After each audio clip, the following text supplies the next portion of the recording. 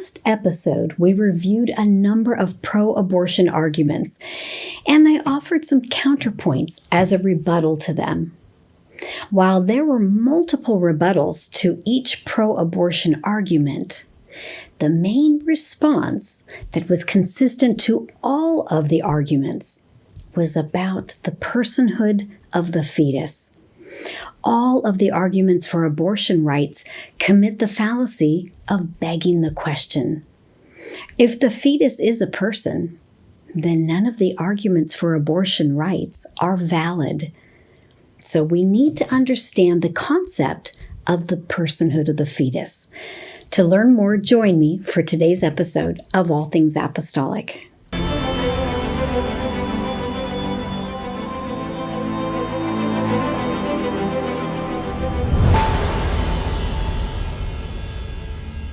Most people agree that a newborn child is a person with full human rights. But the question is, at what point in the process of gestation does the fetus gain personhood? Now, before I go further, I want to clarify that the medical community identifies 3 stages of development in utero. First, a zygote is from conception to about 2 weeks. In weeks 3 through 8 of gestation, life is called an embryo. And then from week 9 and beyond, the growing life is called a fetus. To keep things simple, I'm primarily going to use the term fetus. But there are times when the argument I'm saying could apply to a zygote or embryo as well. So back to our original question. At what point in the process of gestation does the fetus gain personhood? People have suggested a wide variety of different points. These are called decisive moments, referring to the moment at which a fetus can be said to be a person. Now, there are some who argue that science can't provide a particular decisive moment. They believe that it then becomes a philosophical or religious issue, so each individual should be allowed to make the determination for themselves. But if someone admits that they don't know when personhood begins, then they should err on the side of life. If we are not sure if a fetus is a person, then society should not permit the very risk of killing a person through abortion. It's the same principle as an example of someone going hunting with a friend, and they separate into different parts of the woods. If one of the hunters hears a rustling sound like a deer, but it could be their friend, then he had better not shoot. After all, he can't be sure whether the rustling sound was made by a deer or his friend. If in doubt, the hunter should not shoot into the trees. Similarly, if there is doubt about the personhood of the fetus, one should not risk life. If you ever talk with someone who is unsure about the personhood status of a fetus, that justifies not doing abortion. For those who believe that there is a decisive moment in which personhood begins, the most common argument is that it is at the point when a fetus is able to live on its own outside the womb. This is called viability. This typically occurs around 24 to 26 weeks of gestation. At this point, the fetus may still need the help of medical technology, but it no longer depends on being in the womb. One argument against viability is that this claim of the fetus living on its own is misleading. The fetus is simply exchanging a natural life support system for an artificial one, in which medical technology will be employed to sustain the premature baby. Another problem with the viability argument is that it cannot be measured precisely.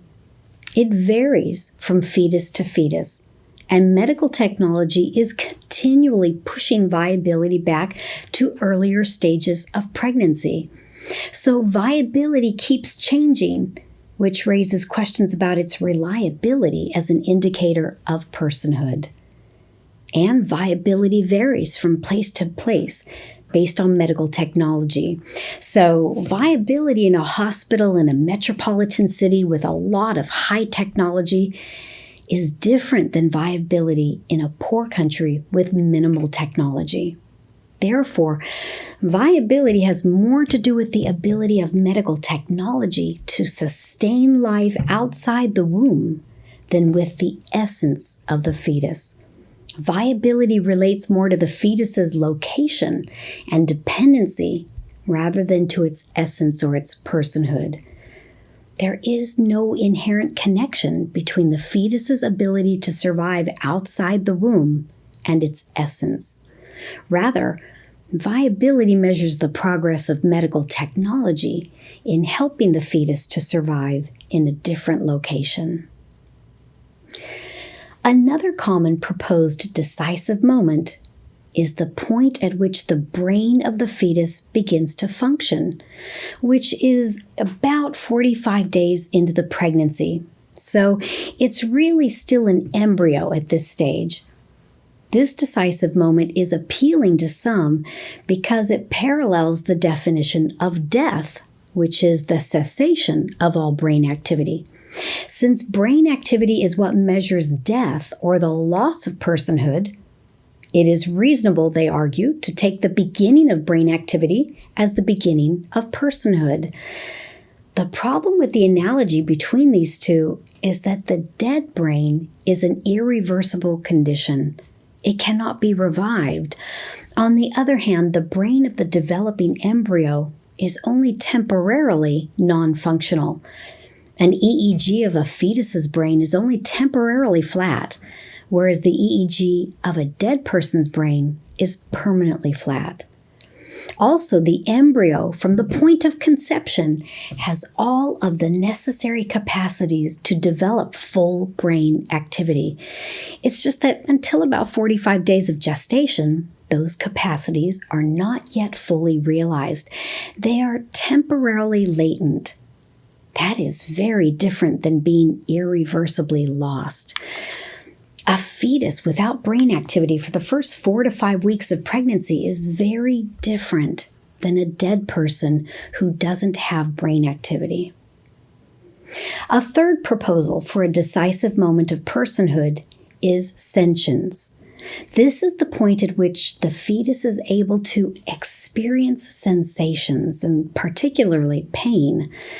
The appeal of this point for the determination of personhood is that if the fetus cannot feel pain, then there is less of a problem with abortion because it would not be considered cruel to the fetus. But like the other arguments, sentience has little inherent connection to the personhood of the fetus. It does not follow that the fetus cannot be harmed simply because the fetus cannot feel pain or otherwise experience harm. For example, if I was paralyzed and could not feel pain in my legs, I would still be harmed if someone amputated my legs.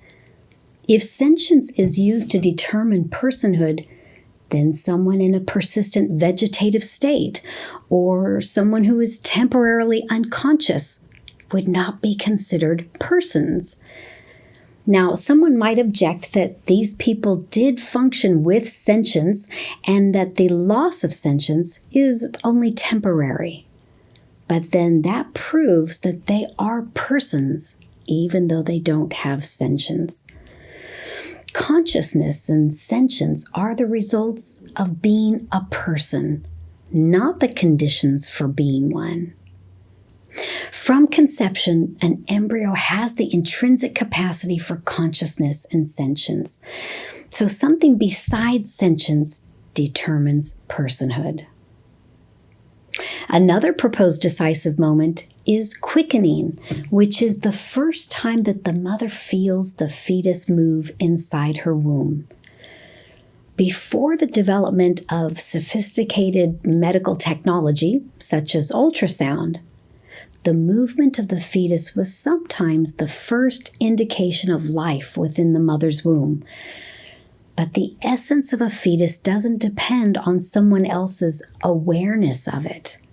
That criteria confuses the nature of the fetus with the awareness or knowledge of the fetus. This is the same confusion that causes people to believe that the appearance of humanness is a decisive moment. The appeal of this argument is that as the fetus begins to resemble a baby, it makes it more emotionally difficult to consider abortion. But again, this has nothing to do with its essence. The appearance of the fetus has no inherent relationship to its essence. Also, from the point of conception, the fetus has all of the capacities necessary to look like a normal human being. And the appearance of humanness is such a subjective criterion.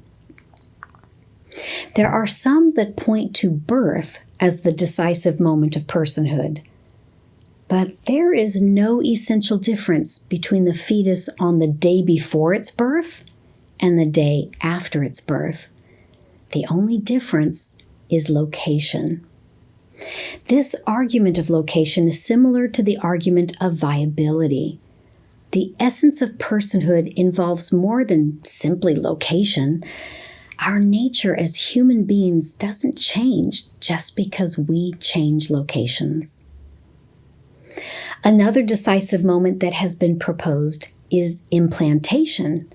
This is the point at which an embryo establishes its presence in the womb by the signals or the hormones that it produces. Some point to the data that 20 to up to 50% of embryos spontaneously miscarry prior to implantation. And they interpret that to mean that implantation is not only critical for the development of the embryo, but also to its essence. It would also suggest that we have an obligation to save all of the embryos, which is something that very few people consider. Related to the argument for implantation is that twinning normally occurs prior to implantation, so they feel that it's appropriate to point to implantation as the beginning of individual personhood. In response to this proposed decisive moment, if this is what people believed, it would actually not justify very many abortions because this would still be very early in the pregnancy. But there are other implications. From this perspective, embryos from in vitro fertilization could be discarded or used for experimentation without any moral problem because they have not been implanted, so they lack personhood. So let's look back at some of the other arguments against implantation as the decisive moment. First, it does not follow that personhood is established at implantation just because the embryo establishes its presence by the hormonal signals it produces. The essence of the fetus cannot be based on someone else's awareness of its existence, whether that is physical awareness, as in quickening, or chemical awareness, as in the production of specific hormones.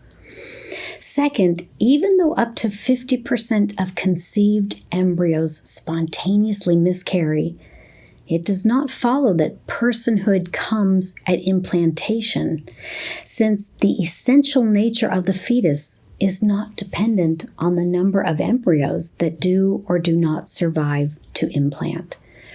Even if an embryo is fully a person, we are not morally obligated to save all of them, since we have no moral obligation to interfere in the embryo's natural death. However, not interfering to prevent a spontaneous miscarriage is not the same thing as killing an embryo, just as removing life support from a terminally ill patient is not the same thing as actively killing a patient. Third, just because twinning occurs prior to implantation, it does not follow that the original embryo was not fully a person before the split. Since it's true that an adult human being is the result of continuous growth from conception to adulthood, this development has no break that is relevant to the essential nature of the fetus.